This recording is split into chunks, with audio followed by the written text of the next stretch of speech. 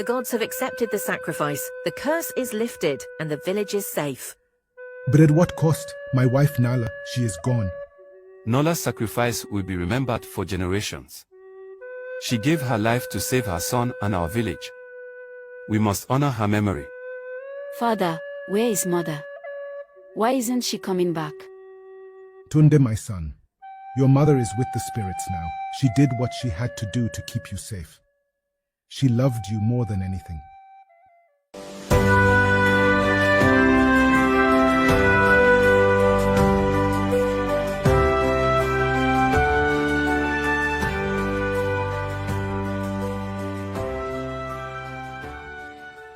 In the heart of the ancient forest, somewhere in Africa, where the rivers whispered secrets and the trees sang songs of old, there is a village called Nkokwa.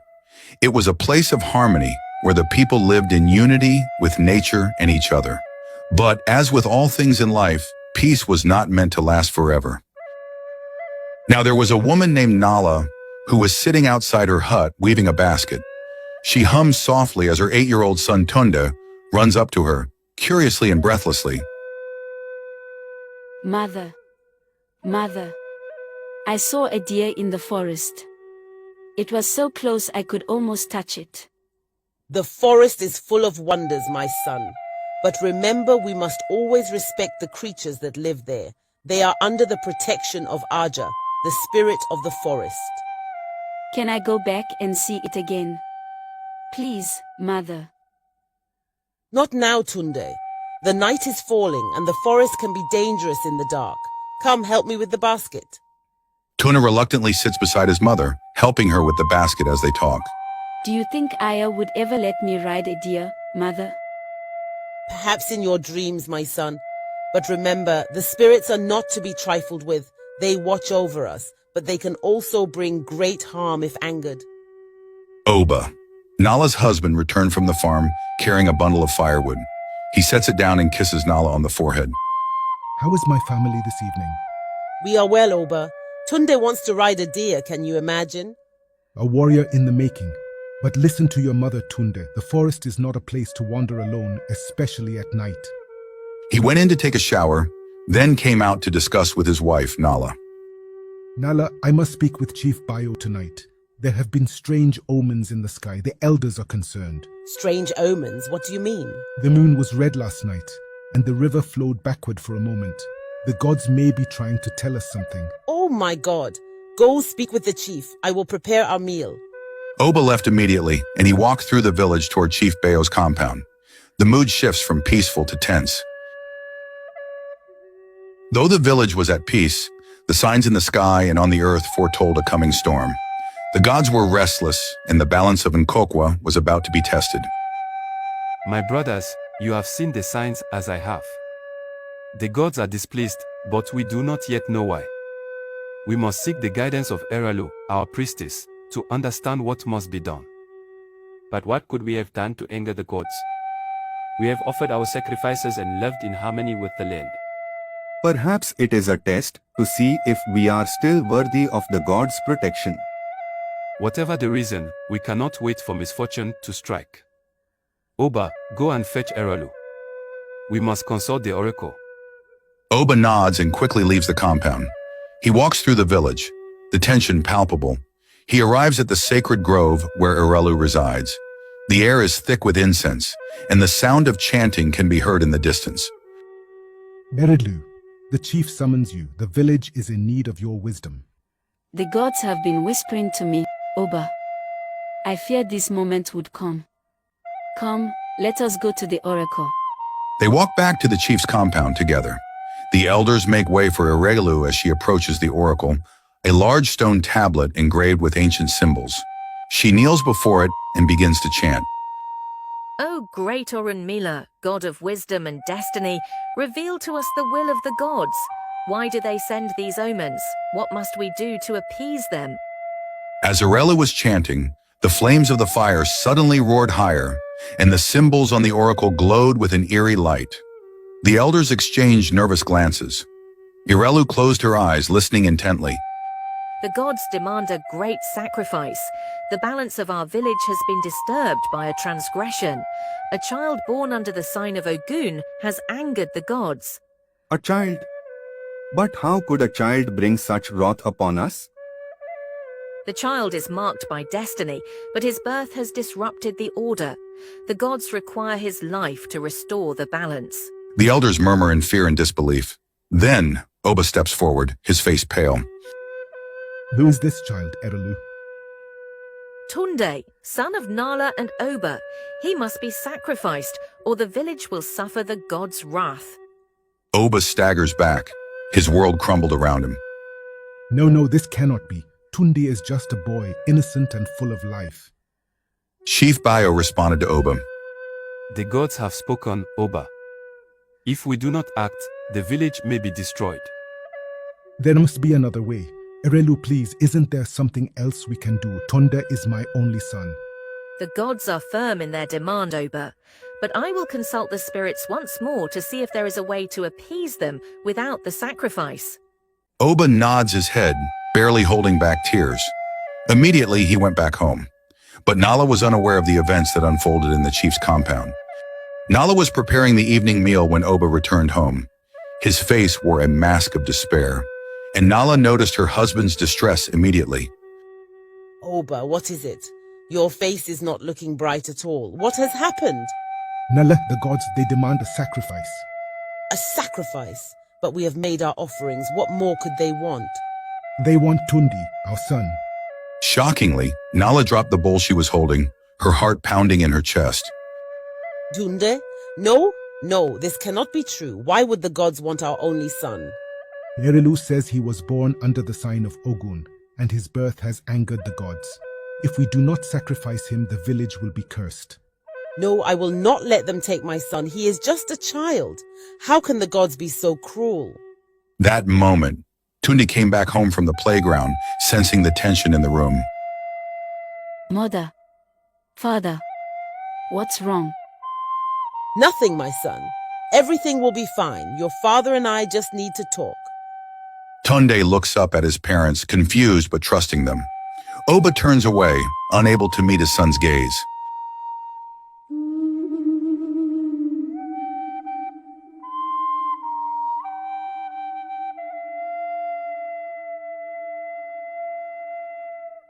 Nala, I cannot do this.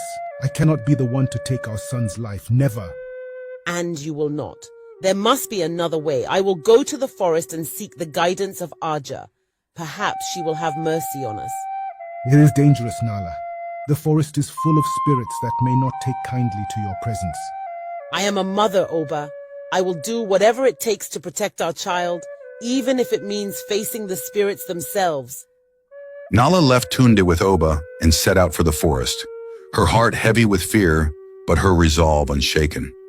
She walked through the village, passing by worried villagers who had heard whispers of the impending sacrifice. A mother's love knows no bounds, and Nala was prepared to face the wrath of the gods themselves if it meant saving her son. But in the depths of the forest, where the spirits dwelled, she would discover that love alone may not be enough. Nala entered the forest, the atmosphere growing darker and more foreboding with each step. The sound of leaves rustling and animals calling out created a sense of unease. Finally, she arrived at a sacred clearing where the spirit Aja is said to dwell. Nala knelt in the clearing, bowing her head as she spoke into the darkness. O great Aja, spirit of the forest, I beg you to hear my plea. I am Nala, mother of Tunde, and I come seeking your mercy. For a moment there was silence.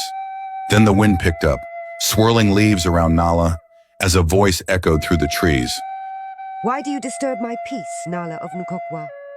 Do you not fear the wrath of the spirits? I fear nothing more than losing my son. The gods demand his life, but I cannot bear to let him go. Please, Aja, tell me if there is another way.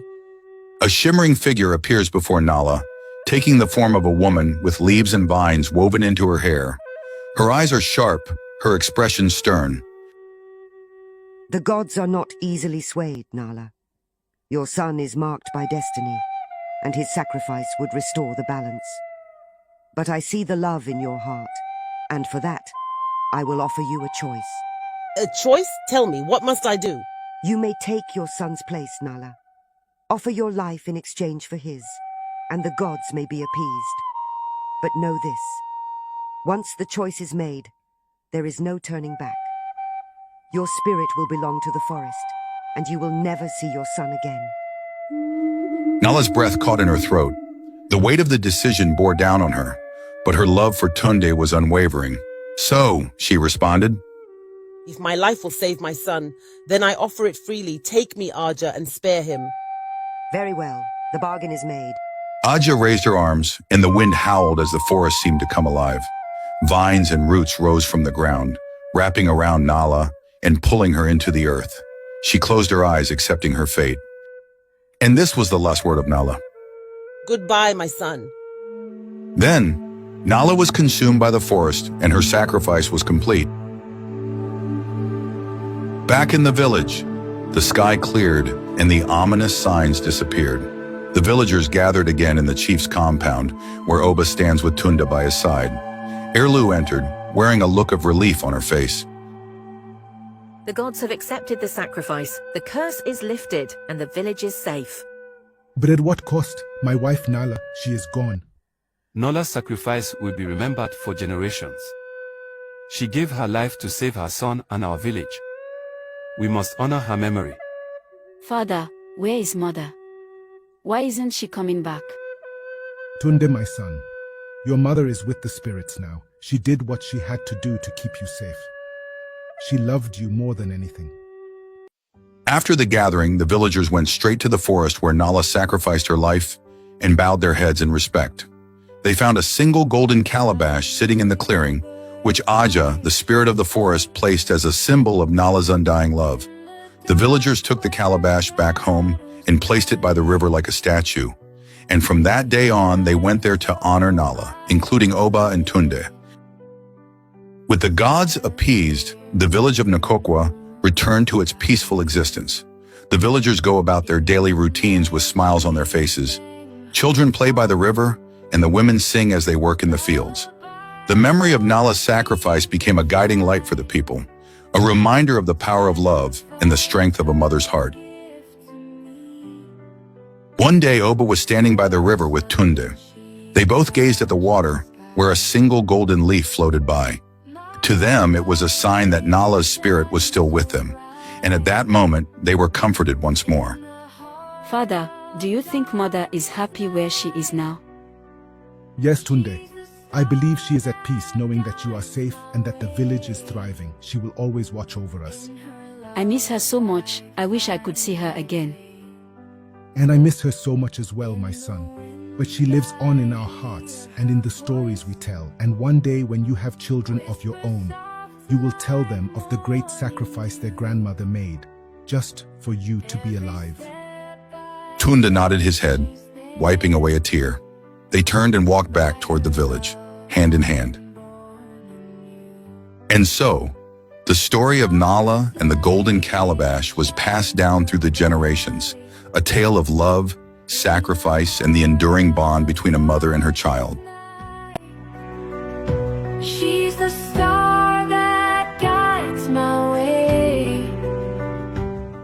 May the Spirit of God watch over all who hear this tale, and may all the sacrifices you have made in life never be forgotten. Amen. Feels so cold. In her memory, I stand bold. She's the drumbeat in my soul. Her sacrifice has made me whole.